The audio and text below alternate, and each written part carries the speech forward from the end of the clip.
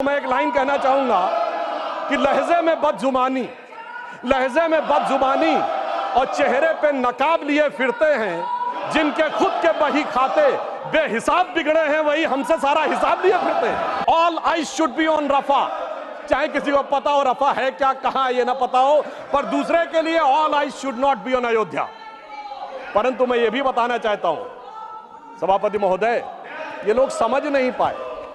अयोध्या में जब हमें वांछित सफलता नहीं मिली तो हमारे विरोधी बता क्या रहे हैं। देखिए साहब, आप अयोध्या हार गए, बस्ती हार गए, प्रयागराज हार गए, चित्रकूट हार गए, नासिक, रामटेक और रामेश्वरम, यानी भगवान राम से जुड़े सारे स्थलों के बारे में बता रहे हैं कि यहां भारतीय जनता पार्टी को वास्तविक, जैसे कई तो ऐसी सीटें थी, रामेश्वरम कभी नहीं जीते थे। परंतु महोदय मैं कह रहा हूं, ये समझ नहीं पाए प्रभु की लीला क्या है।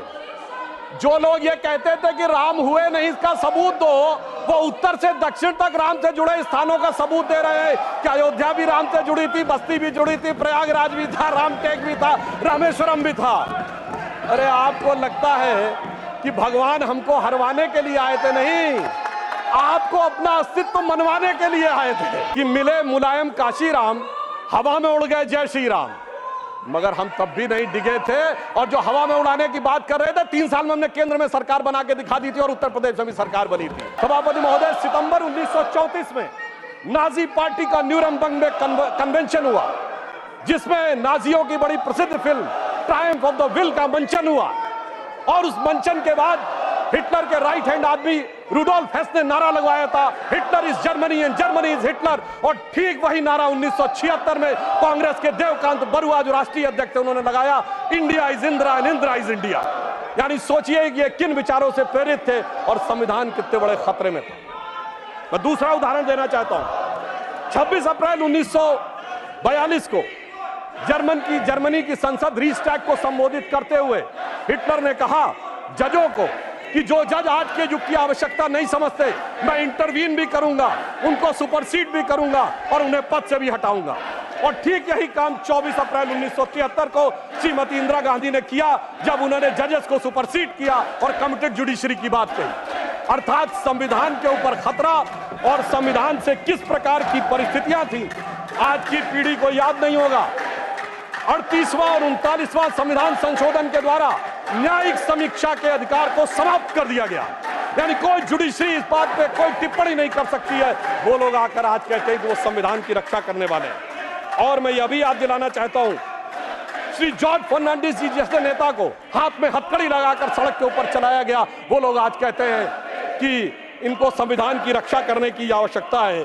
और 42वां संविधान संशोधन ऐसा संविधान संशोधन था महोदय, जिसमें 40 आर्टिकल बदले गए, 14 आर्टिकल नए जोड़ दिए गए, 2 नए चैप्टर जोड़ दिए गए, और बाबा साहब अंबेडकर ने प्रीएम्बल ऑफ द कॉन्स्टिट्यूशन, जिसे संविधान की आत्मा कहा था, उस आत्मा को भी बदल दिया गया। वो लोग आज कहते हैं, और आज प्रेस की स्वतंत्रता की बात कहते हैं, उस समय जो अखबार छपते थे तो पीआईबी को एक लाइन वेट कर आनी पड़ती थी पीआईबी से, तब जाके समाचार पत्र में कुछ छपता था, और जिसके लिए उस जमाने में एक मशहूर शेर बोला गया था। आप सबको पता होगा कि उर्दू के बड़े प्रसिद्ध शायर गालिब हुए हैं, मीर तकी मीर हुए हैं, शेख मोहम्मद इब्राहिम ज़ोक हुए हैं। तो लोगों ने दिल से दुखी होकर कहा था कि अब तो गालिब ज़ोक साहिर मीर सरकारी, अब तो गालिब ज़ोक साहिर मीर सरकारी, शायरी की हो गई तासीर सरकारी। बड़ी मजेदार बात है कि अयोध्या की लोकसभा सीट पर हमें वांछित सफलता नहीं मिली, और उसको लेकर इनके चेहरों के ऊपर जो चमक दिखाई पड़ती है, ये अपने आप में राजनीतिक विश्लेषकों के लिए एक फूड फॉर थॉट है। क्योंकि इस प्रकार का एक वातावरण इस देश में बनाया गया कि एक वर्ग के लिए all eyes should be on Rafah, चाहे किसी को पता हो रफा है क्या, कहां ये ना पता हो, पर दूसरे के लिए all eyes should not be on Ayodhya. परंतु मैं ये भी बताना चाहता हूं सभापति महोदय, ये लोग समझ नहीं पाए। अयोध्या में जब हमें वांछित सफलता नहीं मिली तो हमारे विरोधी बता क्या रहे हैं। देखिए साहब, आप अयोध्या हार गए, बस्ती हार गए, प्रयागराज हार गए, चित्रकूट हार गए, नासिक, रामटेक और रामेश्वरम, यानी भगवान राम से जुड़े सारे स्थलों के बारे में बता रहे हैं कि यहां भारतीय जनता पार्टी को वास्तविक, जैसे कई तो ऐसी सीटें थी, रामेश्वरम कभी नहीं जीते थे। परंतु महोदय मैं कह रहा हूं, ये समझ नहीं पाए प्रभु की लीला क्या है। जो लोग ये कहते थे कि राम हुए नहीं, इसका सबूत दो, वो उत्तर से दक्षिण तक राम से जुड़े स्थानों का सबूत दे रहे हैं कि अयोध्या भी राम से जुड़ी थी, बस्ती भी जुड़ी थी, प्रयागराज भी था, रामटेक भी था, रामेश्वरम भी था। अरे आपको लगता है कि भगवान हमको हरवाने के लिए आए थे? नहीं, आपको अपना अस्तित्व मनवाने के लिए आए थे।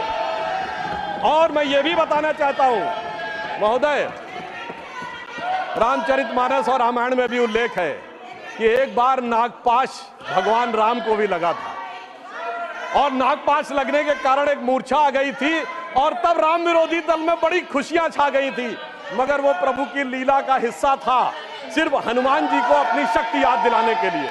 और ऐसा पहली बार नहीं हो रहा है, ऐसा पहली बार नहीं हो रहा है। सभापति महोदय, आज से 30 साल पहले मुझे याद है उत्तर प्रदेश में जब समाजवादी पार्टी और कांग्रेस सबने मिलकर सरकार बनाई थी, सपा बसपा और कांग्रेस आई ने मिलकर, तब एक नारा लगा था कि मिले मुलायम काशी राम, हवा में उड़ गए जय श्री राम। मगर हम तब भी नहीं डिगे थे और जो हवा में उड़ाने की बात कर रहे थे, 3 साल में हमने केंद्र में सरकार बना के दिखा दी थी और उत्तर प्रदेश में भी सरकार बनी थी।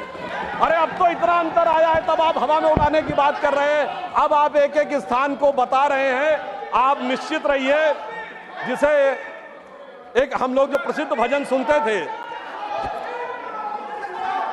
उसमें यह कहा गया है, जो हनुमान जी का प्रसिद्ध भजन है कि रावण युद्ध अजान कियो तब नाग की फांस सबे सिर डारो, परंतु चिंता मत करिए, वो शक्ति पुनः जागृत हो रही है और वो जागृत होकर हमें पुनः वहां तक पहुंचाने का प्रयास रखेगी। और एक मैं गंभीर बात करना चाहता हूं, श्री राम का विषय हमारे लिए हार जीत का विषय नहीं है। हम 2 सीटों की पार्टी थे, तब भी उतनी श्रद्धा और निष्ठा के साथ खड़े थे।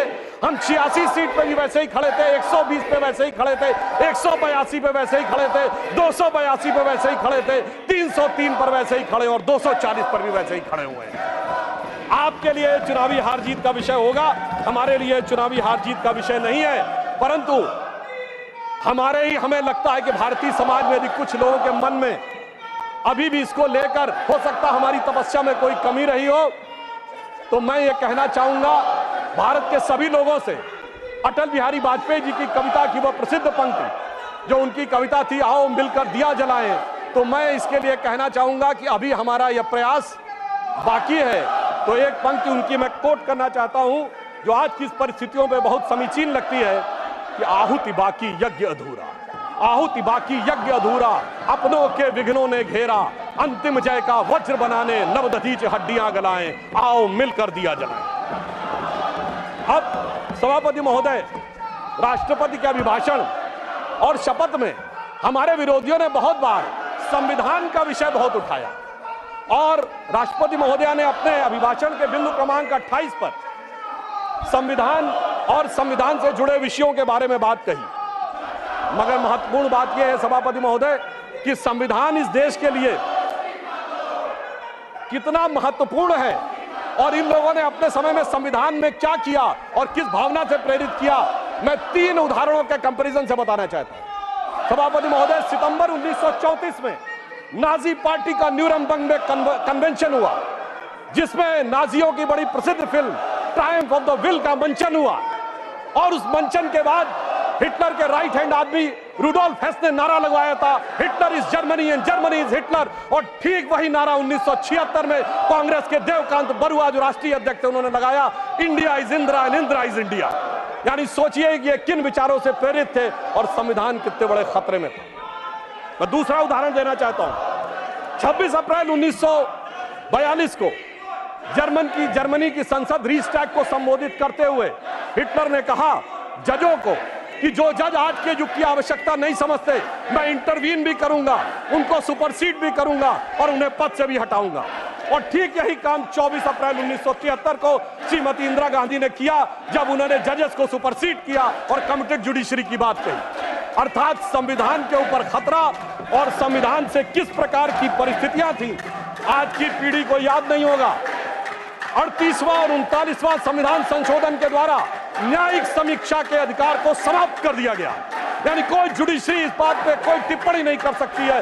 वो लोग आकर आज कहते हैं कि वो संविधान की रक्षा करने वाले हैं। और मैं यह भी याद दिलाना चाहता हूं, श्री जॉर्ज फर्नांडिस जी जैसे नेता को हाथ में हथकड़ी लगाकर सड़क के ऊपर चलाया गया, वो लोग आज कहते हैं कि इनको संविधान की रक्षा करने की आवश्यकता है। और 42वां संविधान संशोधन ऐसा संविधान संशोधन था महोदय जिसमें 40 आर्टिकल बदले गए, 14 आर्टिकल नए जोड़ दिए गए, 2 नए चैप्टर जोड़ दिए गए, और बाबा साहब अंबेडकर ने प्रीएम्बल ऑफ द कॉन्स्टिट्यूशन जिसे संविधान की आत्मा कहा था, उस आत्मा को भी बदल दिया गया। वो लोग आज कहते हैं, और आज प्रेस की स्वतंत्रता की बात कहते हैं, उस समय जो अखबार छपते थे तो पीआईबी को एक एक लाइन वेट कर आनी पड़ती थी पीआईबी से, तब जाके समाचार पत्र में कुछ छपता था, और जिसके लिए उस जमाने में एक मशहूर शेर बोला गया था। आप सबको पता होगा कि उर्दू के बड़े प्रसिद्ध शायर गालिब हुए हैं, मीर तकी मीर हुए हैं, शेख मोहम्मद इब्राहिम जोक हुए हैं। तो लोगों ने दिल से दुखी होकर कहा था कि अब तो गालिब जोक साहिर मीर सरकारी, अब तो गालिब जोक साहिर मीर सरकारी, शायरी की हो गई तासीर सरकारी। महोदय, मगर इतना ही नहीं था, यह सिर्फ इमरजेंसी का विषय नहीं था। मैं याद दिलाना चाहता हूं, जब जब ये सत्ता में आए संविधान खतरे में आया। श्री राजीव गांधी जी जब सत्ता में आए और सर्वोच्च न्यायालय ने एक निर्णय दिया और वो निर्णय शरिया के विरुद्ध नजर आया, तो इस देश की संसद ने सर्वोच्च न्यायालय के निर्णय को रौंद कर शरिया को संविधान से ऊपर कर दिया। संविधान खतरे में था और तब हमने उसका विरोध किया। मैं विनम्रता से पूछना चाहता हूं, दुनिया में कोई एक सेकुलर देश बताइए जहां शरिया संविधान से ऊपर होता हो। यह सिर्फ हमारे देश में था और संविधान सबसे बड़े खतरे में था। अब मैं दूसरी बात बताना चाहता हूं, 1992 में पीवी नरसिम्हा राव जी के समय में ढांचा गिरने पे हमारी उत्तर प्रदेश की सरकार बर्खास्त कर दी गई। समझ में आता है, भाजपा की सारी सरकारें बर्खास्त कर दी गई। किस आधार पे? संविधान खतरे में था। 1994 झारखंड मुक्ति मोर्चा रिश्वत कांड, जिसमें यह साबित हो गया कि झारखंड मुक्ति मोर्चा के 3 सांसदों ने पैसा लेकर कांग्रेस की सरकार को बचाया है। उस समय जुडिशियल इम्यूनिटी थी, अब कोर्ट ने उसको हटाया है। संविधान खतरे में था। जब जब ये सत्ता में आते हैं, संविधान खतरे में आता है। और सभापति महोदय, अब मैं ये कहना चाहूंगा, जब मनमोहन सिंह जी की सरकार आई, मैं देश की प्रबुद्ध जनता से पूछना चाहता हूं, ये बताइए देश की सर्वोच्च एग्जीक्यूटिव बॉडी क्या है संविधान के हिसाब से? Union cabinet. ये यूनियन कैबिनेट के ऊपर नेशनल एडवाइजरी काउंसिल किसने बनाई? ये संविधान को खतरे में डालना नहीं था क्या? संविधान खतरे में था। और ये बताइए, नेशनल एडवाइजरी काउंसिल के चेयरमैन को कैबिनेट का रैंक था और वो रैंक असंवैधानिक था। लोगों को याद नहीं होगा, मार्च 2006 में श्रीमती सोनिया गांधी जी को ऑफिस ऑफ प्रॉफिट के मुद्दे के ऊपर इस्तीफा देना पड़ा था क्योंकि वह पद असंवैधानिक था। और यह भी याद होना चाहिए, इसी सदन की सदस्य हैं जया बच्चन जी को पहले इस्तीफा दिलवाया गया, उस चक्कर में खुद भी इस्तीफा देना पड़ गया था। बाद में जब वो रीइलेक्ट होकर आई, उस बीच में संविधान संशोधन करके नेशनल एडवाइजरी काउंसिल के चेयरमैन के पद को ऑफिस ऑफ प्रॉफिट से बाहर कर दिया गया। संविधान से खिलवाड़ करने वाले लोग आज हमें ये बताते हैं। 10 साल तक इस देश ने सुपर पीएम सुना। संविधान खतरे में नहीं था, संविधान खतरे में था। और जिस समय देश की highest executive body union cabinet कोई प्रस्ताव पारित करती है और उसके प्रस्ताव को कोई कहे कि मैं पब्लिकली चीर के फेंक दूंगा, यह संविधान के चिन्ह उड़ाना है, यह संविधान खतरे में था। संविधान उनके जमाने में हमेशा खतरे में रहा है और हमने हमेशा संविधान का बचाव किया है। और मैं एक घटना याद दिलाना चाहता हूं सभापति महोदय, संविधान को इतना ही खतरे में नहीं डाला है। मार्च 2006 में केरल की विधानसभा में एक स्पेशल सेशन बुलाया जाता है जिसमें सर्वसम्मत प्रस्ताव पारित होता है कि कोयंबटूर हमले के ब्लास्ट का मुख्य आरोपी अब्दुल नसीर मदनी, जो तमिलनाडु के जेल में बंद है, उसे रिहा कर दिया जाए। और 117 के 117 विधायक, सारे कांग्रेसी, सारे कम्युनिस्ट उसके पक्ष में वोट करते हैं। यानी एक आतंकवाद के आरोपी के पक्ष में विधानसभा का प्रयोग करना, यह संविधान खतरे में था। जब जब इनके हाथ में सत्ता आई है, संविधान खतरे में रहा है। और सभापति महोदय, मैं ये भी बताना चाहता हूं, ये कहानी यहीं पे नहीं रुकी। अब जब हम सत्ता में और विपक्ष में, याद करिए, इन्होंने सीए के खिलाफ प्रस्ताव पारित किया। सीए केंद्र के द्वारा पारित कानून है। क्या संसद के द्वारा पारित कानून के विरुद्ध कोई राज्य विधानसभा चुनाव कोई प्रस्ताव पारित कर सकती है? नहीं। ऐसा करना संविधान को खतरे में डालना। और इनके समय में संविधान को इन्होंने फिर खतरे में डाला। और मैं ये भी बताना चाहता हूं कि सीए नागरिकता से जुड़ा विषय था।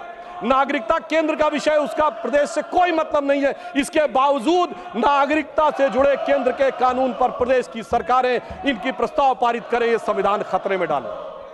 फिर भी मैं सभापति महोदय कहना चाहता हूं, दो नेता जेल में चले गए तो इनको लगता है कि संविधान खतरे में आ गया है और इनको लगता है कि वो न्यायिक कार्रवाई के तहत नहीं गए। तो मैं अपने विरोधियों के सुलभ संज्ञान के लिए याद दिला देना चाहता हूं कि ये क्या 2014 के बाद ही हुआ है। सोनिया जी और राहुल जी को जिस नेशनल हेराल्ड केस में बॉन्ड लेना पड़ा वो 2013 अक्टूबर में दर्ज हुआ, हमारी सरकार नहीं थी। कनिमोझी जी और ए राजा जेल गए 2011 में, हमारी सरकार नहीं थी। सुरेश कलमाडी जी जेल गए 2010 में, हमारी सरकार नहीं थी। मधु कौड़ा जी सीएम झारखंड जेल गए 2008 में, हमारी सरकार नहीं थी। शिबू सोरेन 2006 में जेल गए, हमारी सरकार नहीं थी। मुलायम सिंह जी मायावती पे 2006-7 में डिस्प्रोपोर्शनेट एसेट का केस हुआ, हमारी सरकार नहीं थी। करुणानिधि 2000 में जेल गए, लालू यादव 1997 में जेल गए, जयललिता 1996 में जेल गई, झारखंड मुक्त मोर्चा रिश्वत कांड 1994 में हुआ, राजीव गांधी पे आरोप 1987 में लगे, FIR 1990 में हुई। मैं सिर्फ ये बताना चाहता हूं, 30 साल से देख रहे हैं सभापति महोदय, हम लोग छात्र जीवन से प्रौढ़ावस्था में आ गए, जेल में अंदर बाहर आने जाने का खेल देखते हुए, और अब हमसे कहते हैं कि 2014 के बाद ये है।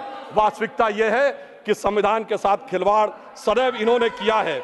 इसलिए मैं इनके लिए एक लाइन कहना चाहूंगा, उसके बावजूद ये किस ढंग की भाषा और आचरण प्रयोग करते हैं, तो मैं एक लाइन कहना चाहूंगा कि लहजे में बदजुबानी और चेहरे पे नकाब लिए फिरते हैं, जिनके खुद के बही खाते बेहिसाब बिगड़े हैं, वही हमसे सारा हिसाब लिए फिरते हैं। और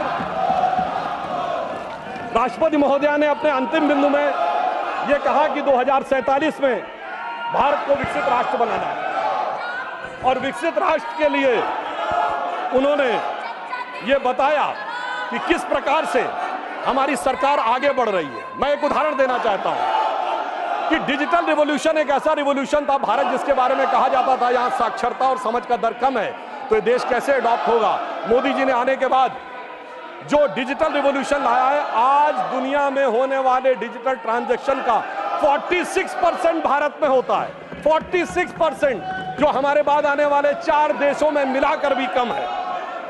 और यहां पर मैं एक और बात भी कहना चाहता हूं कि उन्होंने अंतिम समय में अंतिम बात करते हुए एक चीज कोट की थी कि पूरी दुनिया में उन्होंने वेदों के एक वाक्य को कोट किया राष्ट्रपति महोदया ने, जिसका जो उन्होंने बोला था, समानो मंत्रः समिति समानी, अर्थात सभी लोग समान रूप से आए और एक समान रूप से आगे बढ़े और एक साथ आगे आए। मगर सभापति महोदय, मैं आश्वस्त करना चाहता हूं, आज से कुछ साल पहले डिस्कवरी चैनल पे एक प्रोग्राम आता था, Michael Wood's story of India, जिसमें उसने कहा कि इंडिया में वो पोटेंशियल है कि अगर इंडिया अपने पोटेंशियल को सही ढंग से प्रयोग करेगा तो by the mid of this century India will be the biggest nation and richest nation on this earth. ये इंपॉर्टेंट नहीं है सभापति महोदय, उसने कहा India will be the biggest and richest nation on this earth, the place at which it remain most of the time in the history. अर्थात वो जो हमारा अतीत था वो हम प्राप्त करके रहेंगे। और मैं एक बात और कहना चाहता हूं, हमारे विरोधी लोग किस विचार की बात करते हैं, इनके मन में, सुनिए, इनके एक बहुत बड़े आइडियोलॉजिकल थिंकर थे जो चुनाव के दौरान क्या बोले कि उत्तर भारतीय यूरोपियों से हैं, तो पश्चिम वाले अरब वालों से जुड़े हैं, तो पूरब वाले चीन वाले से हैं, दक्षिण वाले अफ्रीका वालों से। वैसे सुनिए, वो इस्तीफा दिए थे फिर रीइंस्टेट हो गए, यानी केवल चुनाव के लिए था, वो चेहरे का नकाब उतर गया है।